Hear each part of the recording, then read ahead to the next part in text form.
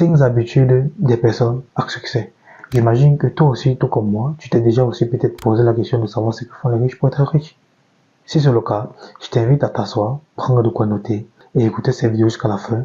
Parce que ici, je vais te montrer les 5 habitudes qui résultent de toutes les personnes qui ont réussi dans la vie. Des personnes telles que Aliko Dangote, Mamadou Dampolo, Strive, Masiwa appliquent et que tout le reste du monde aussi applique pour pouvoir atteindre des niveaux financiers élevés. Je suis Koula et je te souhaite la bienvenue chez Media MRS. Ici, nous parlons de business, mindset, leadership, géopolitique, politique, bref, tout ce qui a travers le développement en Afrique. Et comme je l'ai dit plus haut, dans cette vidéo, on va voir les 5 habitudes que font les riches pour atteindre les niveaux de richesse. Si tu as l'impression que ta vie stagne, c'est-à-dire qu'elle semble bloquée, ou alors tu aspires tout simplement à devenir riche comme toute cette personne, alors cette vidéo est faite pour toi. Ici, je vais te présenter les 5 habitudes qui résultent des recherches dont j'ai faites sur des personnes qui ont atteint des niveaux de richesse vraiment incroyables. Tout comme toi, j'aspire aussi à devenir riche. Et c'est la raison pour laquelle j'ai d'ailleurs créé cette chaîne pour pouvoir partager mon savoir, mon fin de savoir. Je suis pas peut-être la personne idéale de te parler de ce thème,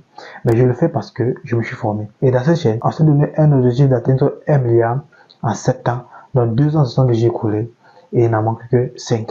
Alors, je t'invite actuellement à nous suivre, activer la cloche de notification et liker si toi aussi tu es intrigué par cet objectif. Le but pour nous, c'est de partager toutes les étapes dont on va entreprendre pour pouvoir atteindre cet objectif avec vous. De telle façon que vous aussi, vous pourrez répliquer les mêmes étapes pour pouvoir atteindre des objectifs beaucoup plus hauts ou beaucoup plus bas que celui dont on s'est fixé. Sans plus tarder, commençons par la toute première méthode qui est pour moi la plus importante d'ailleurs. C'est la méthode SMART, S-M-A-R-T, spécifique, mesurable, atteignable, réaliste, temporellement défini. On va commencer par prendre un exemple de comment est-ce que tu peux te fixer un objectif avec cette méthode parce que bien évidemment, l'aventure à la richesse est la poursuite d'un objectif prédéfini. Et pour se fixer un objectif, il n'y a pas plus meilleur que cette méthode. Je vais prendre un exemple d'un objectif dont tu peux te fixer avec cette méthode. J'aimerais vendre 100 exemplaires de mon livre Emirates en 2 mois à travers mes réseaux sociaux. Je répète, j'aimerais vendre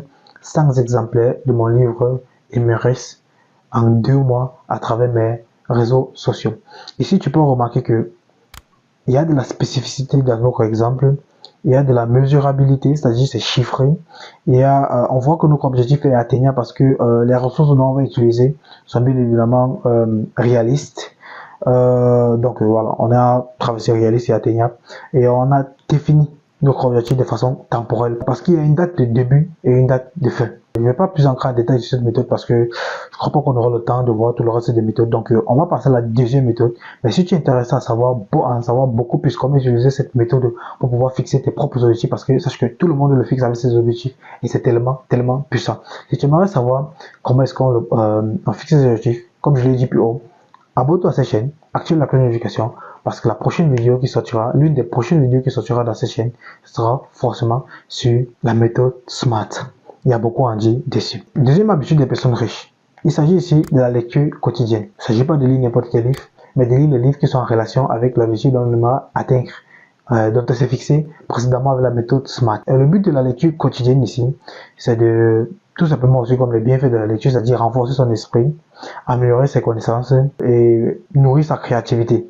Ce qui est essentiel pour toute personne qui font du business. Troisième habitude des personnes riches, c'est qu'ils prêtent attention à leur entourage car ils ne s'entourent que avec des personnes positives et qui peuvent être bénéfiques dans le futur comme au présent, de préférence d'ailleurs. On a tous écouté cette phrase. Dis-moi avec qui tu marches et je te dirai qui tu es. Ou alors, tu es la somme des 5 personnes que tu côtoies. Les deux phrases disent bien évidemment la même chose. Ici, l'objectif de s'entourer avec des personnes positives, c'est de toujours cultiver leur motivation, cultiver l'inspiration et avoir de la soutenance, que ce soit émotif ou financier. Ils s'entourent aussi des personnes par intérêt. On le voit beaucoup plus dans nos sociétés de façon récurrente. En effet, des grosses personnes qui connaissent des directeurs de police, des journalistes, des juges, des commissaires, et j'en passe.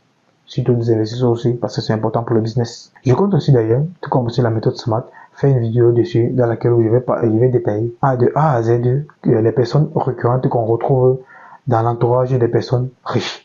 Donc, je répète encore une fois de plus, si tu aimes ce contenu, si tu aimerais bien évidemment être avisé lorsque cette vidéo va sortir, je t'invite ici à activer la cloche de notification. Et pour activer la cloche de notification, il faut s'abonner. Et après être abonné, au moins lâcher un pouce bleu pour nous encourager dans notre lancée. Quatrième habitude des personnes riches, c'est la gestion du temps. De nos jours, on retrouve une panoplie de formations sur la gestion du temps parce que c'est le plus difficile car elle nécessite beaucoup de discipline. Il y a deux méthodes qui sont utilisées ici qui sont les plus connues pour pouvoir gérer son temps. C'est la méthode Pomodoro et la méthode Eisenhower. La méthode Pomodoro a été créée par monsieur Francesco Cirillo. En effet, ici, elle consiste à faire comme tu travailles 25 minutes et les 5 prochaines minutes, tu fais la pause. Et lorsque tu vas faire cette méthode 4 fois successivement, c'est-à-dire 30 minutes fois 4, en effet 2 heures, tu dois prendre une pause de 15 à 30 minutes.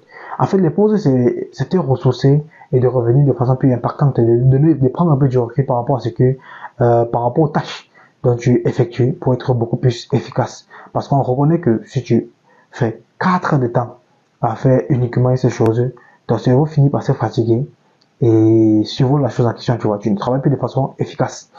Raison pour laquelle il a été prouvé scientifiquement et par la méthode Pomodoro que c'est plus efficace et temporellement économique d'appliquer cette méthode pour pouvoir progresser dans la vie. La deuxième méthode, Eisenhower, ici elle consiste à prioriser ses tâches. Bon, je vais vous afficher ici, je ne sais pas où, un tableau qui va mieux vous illustrer ce que c'est que la méthode Eisenhower. Il faut savoir que dans la vie, on a 4 types de tâches.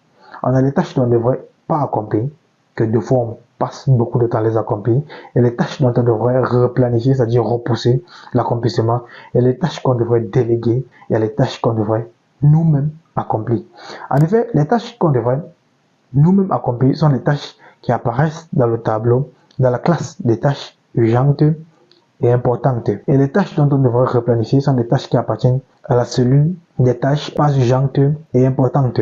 Et les tâches à déléguer sont les tâches qui apparaissent dans la cellule des tâches urgentes et pas importantes. Et vous avez bien imaginé, les tâches dont on ne devrait même pas s'en occuper sont les tâches qui apparaissent dans la cellule des tâches pas urgentes et pas importantes. En effet, lorsque tu aurais fractionné tes tâches de cette façon, tu seras beaucoup plus efficace, tu auras beaucoup moins de choses à faire que d'habitude. Tu vas te rendre compte que tu perdais beaucoup de temps à faire en fait, c'est d'ailleurs ce que moi, je me suis rendu compte de cela, puisque il y a des fois où je perdais beaucoup de temps à faire des choses que je devrais même pas m'en occuper, des choses dont je devrais plutôt essayer à déléguer. Bon, c'est vrai que j'ai pas encore atteint le niveau où je peux déléguer des tâches comme les riches, mais c'est en fait ça l'idée. Ça dit, tu saches au moins déjà ce sur quoi tu dois focaliser ton attention. On passe à la 5e et dernière habitude des riches dont ils ont utilisé pour pouvoir atteindre cette richesse. Il s'agit ici de l'évaluation. Ça ne sert à rien que vous fixez des objectifs et que vous ne contrôlez même pas si vous avancez. Vous pouvez vous fixer l'objectif d'acheter une voiture et voilà, vous économisez, mais 10 ans plus tard, vous êtes qu'à la moitié du prix de la voiture en question. Alors que dans votre économie, dans votre planification d'objectifs, vous avez dit que à 10 ans, vous aurez toute la somme. Donc, il faut que, avant même que les 10 ans arrivent, que vous puissiez évaluer